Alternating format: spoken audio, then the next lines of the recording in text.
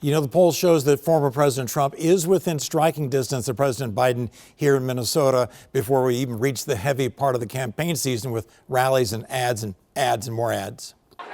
The KARE 11 Minnesota Public Radio Star Tribune poll spoke to 800 likely voters last week and found that President Biden leads former President Trump by 4 points, with RFK Jr. claiming 6% and 6% still in the undecided camp. There's a notable enthusiasm gap, with 61% of Trump voters describing themselves as very enthusiastic and only 31% expressing the same sentiment about President Biden. We got to speak to some of the people who took part in the poll. We've seen a sample of Biden. We've seen a sample of Trump, and I liked what Trump did better than what Biden's doing. He's doing a good job. I feel like there's some world politics that are probably, I think he's in a tough situation, between a rock and a hard place a lot. There's a marked geographic split, with Biden holding a commanding lead in the Hennepin and Ramsey counties, while Trump with a sizable lead in 9 suburban counties in northern Minnesota and southern Minnesota. On gender, Biden's doing better with female voters, while Trump is favored by men.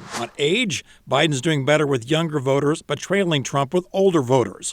On race, the two are roughly even with white voters, but Biden leads with non-white voters. On education, Trump's doing better with people without college degrees, while Biden's doing better with those who have them. Looks like you are favoring Biden at this point. Because he believes in our democratic system, I'm not sure that Trump does. When asked to rank their top issues, protecting democracy was the top pick, followed closely by the economy. Number one for me was the economy. Being on a fixed income, inflation as it goes up is really hard for us. And it just seems to be going up and up and up.